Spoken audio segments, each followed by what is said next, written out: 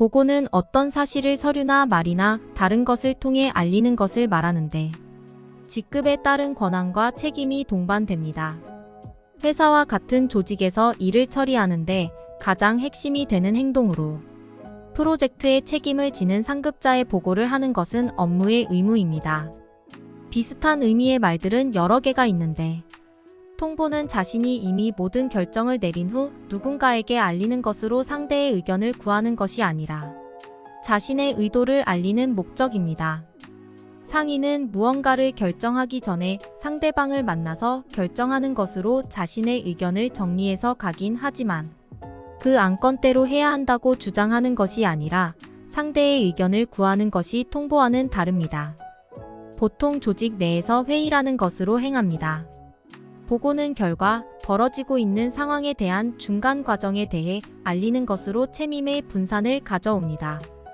일상적인 보고는 잘 하지 않게 되는데 보고되어진 일에 문제가 생기면 책임은 보고받은 자에게 가게 되고 보고되어지지 않은 일에 대한 책임은 당사자가 지게 됩니다. 일반적인 조직에서 상급자가 관리하게 되어 있기 때문에 상급자가 지는 것이 마땅합니다.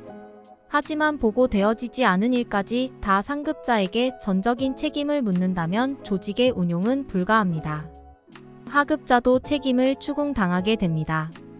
하찮은 일이라도 보고되어진 것에 대해서는 보고받은 사람이 관리해야 되는 책임을 질 수밖에 없습니다.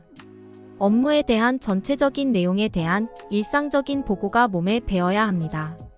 업체에 이메일을 보내거나 팩스를 보내는 것이나 일반적인 일에 대해서도 일의 경중에 따라 사전 혹은 사후에 반드시 보고가 있어야 합니다. 이런 습관이 시간이 경과 후에 생기는 큰 문제를 미리 막는 일이 됩니다.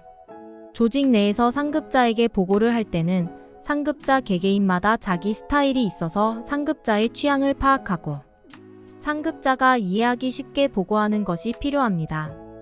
보통은 업무 시간 내에 개인적으로 각 프로젝트에 대한 보고를 하거나 회의 때 상의를 하면서 보고를 하거나 회사 조직 밖의 사람들과의 업무를 진행하면서 참고로 상급자에게 메일을 보내는 방법 등이 효과적입니다. 내용 역시 중요합니다. 충실한 내용을 만들기 위해서는 다음이 필요합니다. 배경 지식을 통해 보고를 위해 무엇을 조사해야 하는지, 찾아놓은 정보를 어떻게 해석할 것인지를 알아야 합니다. 필요한 정보를 수집할 능력이 필요합니다. 정보 검색 능력일 수도 있고 인맥일 수도 있고 고지능자일 수도 있습니다. 상급자의 요구를 파악해야 합니다. 보고는 상급자가 알아듣기 위해서 하는 것이므로 상급자의 기분을 나쁘게 하는 내용이나 상급자가 알아먹을 수 없는 내용을 섞는 것은 역효과를 냅니다. 가능하면 상급자의 관심을 끄는 내용과 상급자를 설득할 수 있는 내용이 좋습니다. 보고는 일종의 의사소통임을 기억해야 합니다. 또 어떤 주제를 보고하는 걸 상급자가 원하는지를 알아야 합니다. 상급자의 배경 지식을 파악해야 합니다. 임원 낙하산 인사의 경우 정확한 전문 지식은 모릅니다. 반대로 중간관리직의 경우 전문 용어를 사용해 최대한 간결하게 보고하길 원합니다. 전문 용어를 몰라서 쓰지 못하면 곤란하니까 단어집을 만들든지 해서 참고하는 것도 좋습니다. 상급자가 요구하는 분량을 파악해야 합니다. 지나치게 많은 정보가 있을 경우 그 많은 정보를 그대로 상급자에게 전달하는 것은 비효율적입니다. 미래를 정확히 예측할 수 있으면 좋습니다. 현 상황에서 닥친 문제를 해결할 수 있으면 좋습니다. 가능하면 다른 사람이 생각해낼 수 없으면서도 유용한 독창적인 것이 좋습니다. 상급자가 요구하는 시점 내에 보고 기한을 지켜야 합니다. 늦으면 곤란합니다.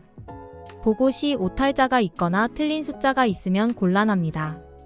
지시를 받았을 때 그 시행 방법을 상사에게 물을 경우 욕을 먹기 쉽습니다.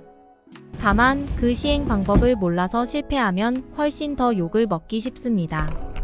따라서 스스로 알아서 잘 해내는 것이 최상이고 모르겠으면 욕을 먹더라도 물어서 잘 해내는 것이 중간이고 모르겠는데 욕먹기 싫어서 자신이 아는 대로 했다가 결과가 나쁜 것이 최하입니다. 보고로 인해서 상사에게 피해나 이해준하는 부담을 주면 괘씸죄를 뒤집어쓰기 쉽습니다. 그리고 그 상사보다 직급이 높은 상사에게 보고하면 불가피한 경우를 제외하면 욕을 먹기 쉽습니다. 사원 과장 차장이 있을 때 과장이 보고받길 원하는 문제를 차장에게 먼저 보고하는 경우를 말합니다. 또 직급이 높은 상사가 옆에 있는데 안 좋은 내용을 보고하면 욕을 먹기 쉽습니다. 보고 때문에 갈굼을 당하는 경우가 많습니다.